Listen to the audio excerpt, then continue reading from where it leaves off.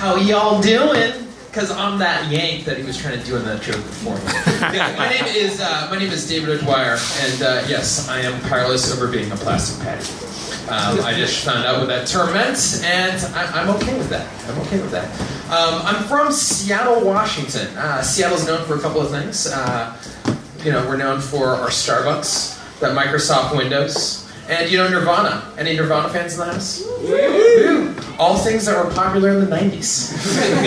A little unknown fact about Nirvana. So, Kurt Cobain killed himself. We don't like to let this out, but I'm going to let you in a little secret about Seattle. We know the true reason why he committed suicide. And it wasn't because of Courtney's love.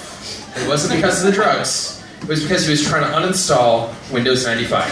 And you know what? When you're hopped up for months on end on double shot calf lattes for 3 months on end, you know what? It'll drive anyone fucking insane trying to hit Control-Alt-Delete 7 times. It's just, you're gonna end your life. It just happens. So you look at me and you think, wow, what a skinny bastard. I actually have to watch out for that crack. I'm actually anorexic and I'm a chef. Yes, I know it's a weird combo, but it's one of those things of where, the fat fucking chefs, they have diabetes and I don't. So it's, it's kind of a nice thing. It's a nice thing about being a chef is that it's actually one of the reasons why I actually came to Ireland, is that I love your delicious cuisine here. It's actually not your beef. It's not your potatoes. It's not your ability to starve. It's actually, David jokes. Awesome. Amazing. No, you know what the real reason why I came here for? About your food? It's your burritos. I gotta say, the burritos in Dublin. What the fuck is up with all your burrito shops here? If I want to know about excellent Latino food, I'm gonna come to a small, tiny little island in the Atlantic Ocean where you can't deal with any fucking spice, and do a burrito everything wrapped up in a tortilla. Do you know what a tortilla is? Like, it's not made out of potato, guys. No, it's one of those interesting things though of coming here because I'm actually a chef and I am trying to cook my way around the world. Because I still think this whole thing is flat. I think it's like a Mario game. It's like a 2D scroller. I'm gonna get to China. I'm just gonna hop back over to Seattle. That Pacific Ocean thing, I don't think it exists. It's just you're just gonna go around and hop back over. It looks flat, doesn't it? Come on now. So another thing is after being here for I was supposed to be here a month. 11 months later, still here. Got myself a nice little place on the north side. A lovely little spot in Glasnevin. It's a nice little plot, I gotta say. It's a nice little plot. The marble work is just fabulous. Absolutely fabulous. Although sometimes the guys chisel them a little bit too late. It gets annoying. But most of my neighbors, you know what? They do rest in peace. Mahogany floors, you got nice velvet covering. It's a nice little place, A little expensive, but hey, I got some rich history all around me. It's quite nice.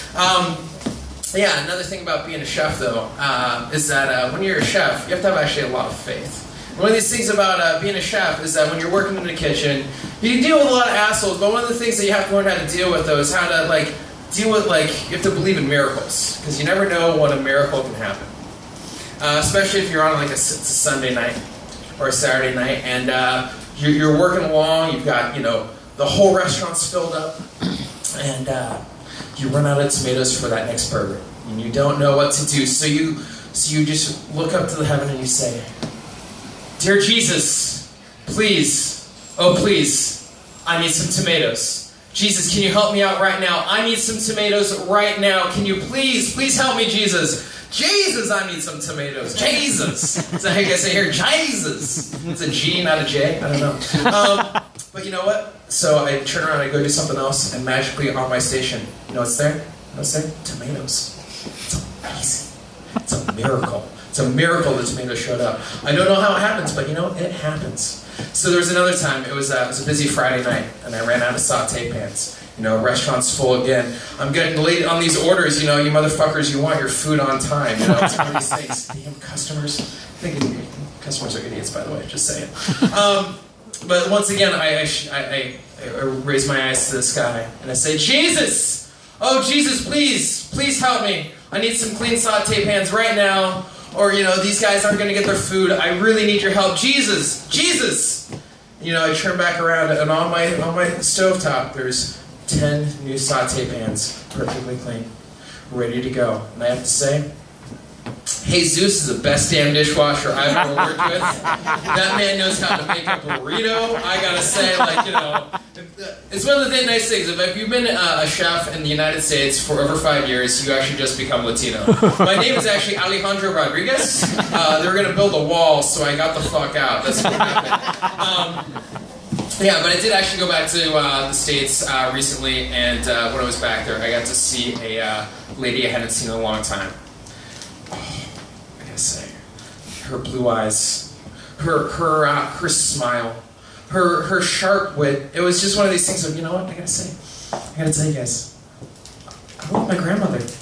I really do. I love my grandmother. She's a wonderful lady. She's 101 years old this month. Let's give it up for 101. Woo! Who's still alive at 101? Yeah, so I got to watch her or babysit her. We'll call it babysitting, because it was that and my 1-year-old nephew. It's kind of interesting when you hang out with a 101-year-old and a 1-year-old. There's a lot of similarities. Like stairs are their nemesis. It's you can put a piece of soft food in the middle of the table and see who gets there first. It's a fun game. If they both make it to the potty, that's a win. We call that a good win. And it's interesting because one's kind of learning how to speak, the other one's trying to remember. They both sound racist. It's a weird one. It throws you off for a bit. You're like, it's a head scratcher, but you know what? It works. It was a good trip back. So I'm actually do have the dual citizenship. I have the Irish passport and the U.S. passport. And true story. So coming back through on my Irish passport, and I was so excited to go through that EU line, and I got to go all the way up there, and the lady behind the counter, takes it, she scans it, it's like, oh, Mr. O'Dwyer.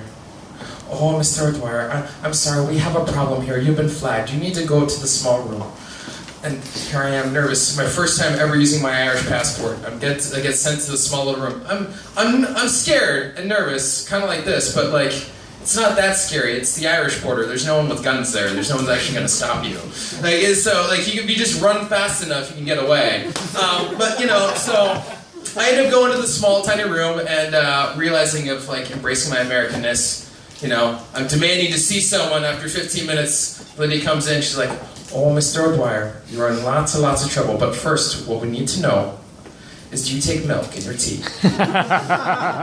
Yeah, lovely border people. They seem to apparently just fuck up on passports all the time. Because it's so easy to get an Irish passport. You basically just have to say, "Hi, I'm a plastic patty," and they give you one. And that's all for me. Let's give it up for Karen. Come on, let's give it up for Karen.